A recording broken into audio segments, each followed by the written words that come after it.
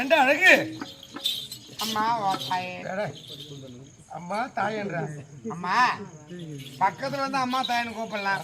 தூரமா இருந்தா அம்மா ஓ தாயே. அந்த ஓ என்று நீக்கி விட்டு அம்மா தாயேன்னு கூப்பிட்டா போதும்பா. ஆமா சொல்லுங்க. அப்படி இருந்தாலும் நான் தமிழ்நாடு வந்தவன். நான் யார் இன்னார் என்று விளக்கம் தெரியுமா? சொன்னால் தெரியுமா? அப்படி சொன்னால் தான் தெரியும், சொல்லாவிட்டால் தெரியாது. I don't know. எங்கும் உள்ள அடிய வச்சு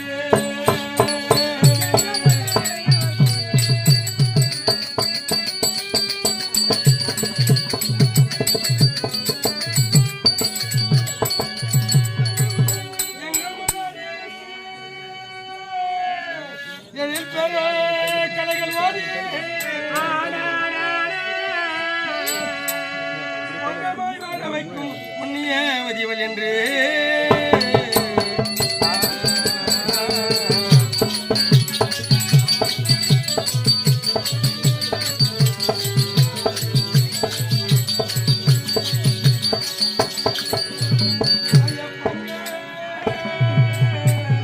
மாதம் போற்றி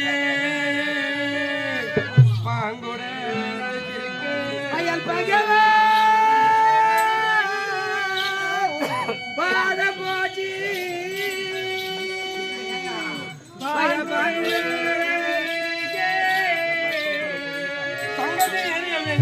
நான் திரௌபதி வருகின்றேனே.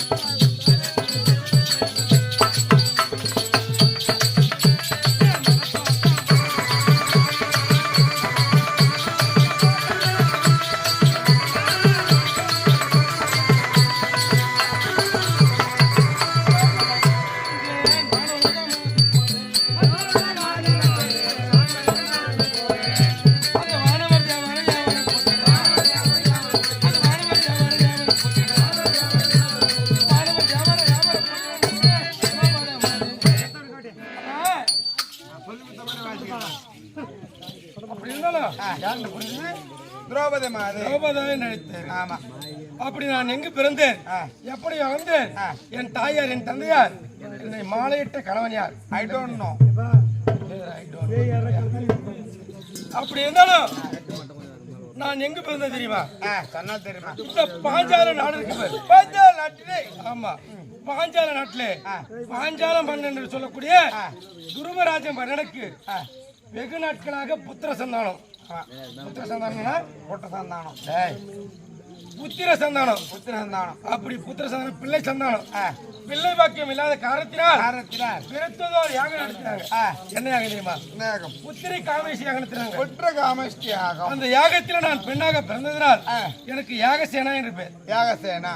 யாகத்தில் பிறந்ததால் யாகசேனா. யாகசேனா என்று பெயர். நான் தீயிலே நான் பிறந்ததால் எனக்கு தீயிலடா தீயில பிறந்ததினால் எனக்கு திரௌபதி எனும் பேர். பாஞ்சால நாட்டில் நான் பிறந்ததினால் அந்த நாட்டோடு பெயரோடு நான் விளங்கணும். அப்படி என்பதற்காக என் தந்தை துருவராஜ மன்னனும் எனக்கு பாஞ்சாலி என பேர் வச்சாங்க. பாஞ்சாலி. ஆமா. அப்படி நான் மட்டும் பிறக்கவில்லை. நான் பிறப்பதற்கு முன்னால் என் அண்ணன் துஷ்டத்துவன் பிறந்தார். துஷ்டத்துவன் என் கூடவே கூடிய ஒரு விழிப்புணர்வு. அப்படி நான்கு மூரம் பிறந்து வாழ்ந்து வர நேரத்தில் நான் தக்க பருவம் அடைந்துட்டேன். தக்க பருவம்னா வயதுக்கு வந்துட்டா பையா. வயசுன்னு வந்துட்டியோ? வயசுக்கு வரலப்பா, வாரின்னு வந்துட்டேன். யாட வாய கலர்ற பையா. அம்மா வாயே குப்பத்து வச்சு கோயம்புத்தூர் சொல்றது எனக்கு ஒண்ணுமே டேய், புரியல. வயது கொஞ்சம் பருவம் அடைஞ்சிட்டேன். தாயே எப்படின்னா அதெல்லாம் பரவாயில்ல. அவங்க அம்மா நம்ம கடைக்கு வந்தா ஏய், ஏய், பக்கத்துல ஏய் இருடா சொல்றேன் நட பக்கத்துல ரேஷன் கடை. ஏன்டா சொல்றேன்டா?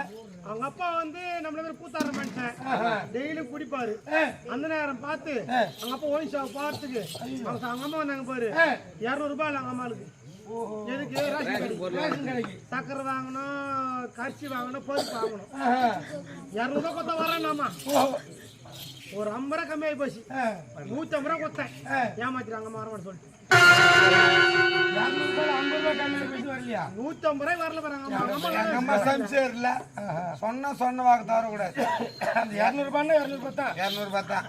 பரவாயில்லடா. 50 ரூபாய் கம்மி கொடுத்தா நம்ம கீதி கட்ட பையன். 150 ரூபாய் வர மாட்டாங்க அம்மா. என்ன பண்ணுறது? 50 ரூபாய் கம்மியா வரலன்னு போடுவாங்க சொன்னீங்க நம்ம சாமி. அந்த ஆள் குடிக்கு போட்டாங்க அப்பங்காரன். யார் பார்த்துக்கிட்டா? அதனால நீ 200 ரூபாய்க்கு 50 ரூபாய் கம்மி கொடுத்த. 50 ரூபாய் கம்மியா போச்சுன்னு வர மாட்டேன் பாருங்க அம்மா. பரவாயில்லப்பா. 200 ரூபாய் தான் துட்டு பாருங்க. அந்த சம்சாரிக்கு போட்டாங்க.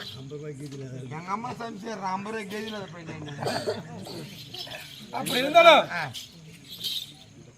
நான் வயதுக்கு வந்த உடனே வயசு வந்துட்டு டேய், சீ. வயதுக்கு வந்த மகளை வீட்டில் வச்சிருந்தா நல்லதில்லை என்று சொல்லி என் தந்தை துருவராஜ மன்னனும் எல்லா நாட்டு மன்னர்களுக்கும் லகிதி எழுதிட்டாரு. என்னன்னு என் மகளோடு பிறக்கக்கூடிய சிகண்டி என்று சொல்லக்கூடிய இந்த வில்லை யார் வளர்க்கிறார்களோ யார் வளைக்கிறார்களோ அவர்களுக்கு கன்னிகாதானமா திருமணம் முடிச்சு தரேன் அப்படின்னு பறைசாட்டி விட்டார். அப்போ அது ராஜாதி ராஜார் மன்னாதி மன்னெல்லாம் வந்தாங்க. அந்த வில்ல எடுத்து பார்த்தாங்க, வளைச்சு போட்டாங்க, வளைக்க முடியல. வளைக்க முடியவில்லை. அந்த நேரத்துல தள்ளாத பிராமணர் வடிவிலே வந்தார். அவர் யார் தெரியுமா? யாருமா? அவர் பாண்டவரின் நாடு பிறந்த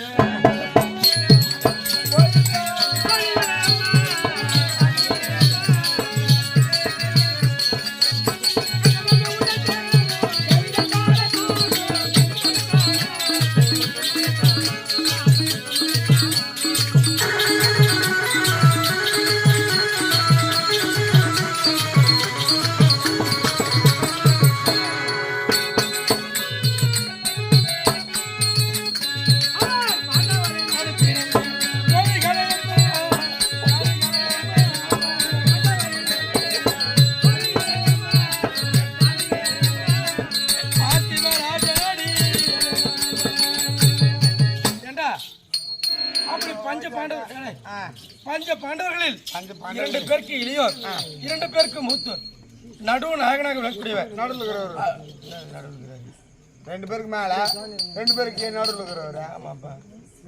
2 பேருக்கு இளையோர், 2 பேருக்கு மூத்தோர், நடுவு நாயகனாக விளக்கக்கூடிய ஆனால் அழகமன்னன் 32 அழகு படைத்தவர், 11 நாமதயத்துக்கு சொந்தக்காரர். அவர் தான் என்னுடைய கணவர் பையா. அப்படி அந்த வில்லை வளைத்து என்னை திருமணம் முடித்தார். அப்படி திருமணம் முடித்த உடனே என் மாமியார் குந்தமாதேவிடம் என்னை அழைத்து செல்லும் வழியிலே உடையார் என்று சொல்லக்கூடிய உழவர் வீட்டில் என்னை விட்டுட்டு, அம்மா நான் ஒரு கன்னிகையை கொண்டு வந்திருக்கேன் அப்படின்னு சொல்லியிருக்காரு. அவர்கள் காதிலே அது கனி என்று விழுந்து விட்டது.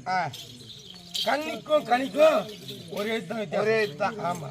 அப்படி கனியாக இருந்தால் மகனே நீங்கள் பஞ்ச பாண்டவர்கள் 5 சண்டைக்கு கொள்ளாமல் அந்த கனியை புசித்துக் கொள்ளுங்க.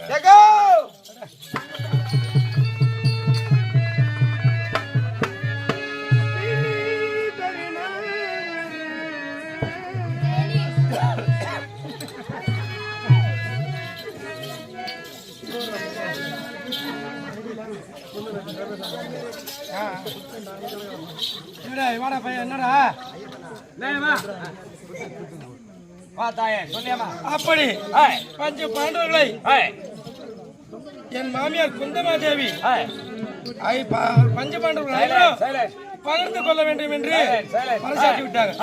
அன்று முதல் இன்று வரை 5 மனைவி பத்தினி பாஞ்சாலியப்பா. அப்படி ஆகட்டும்.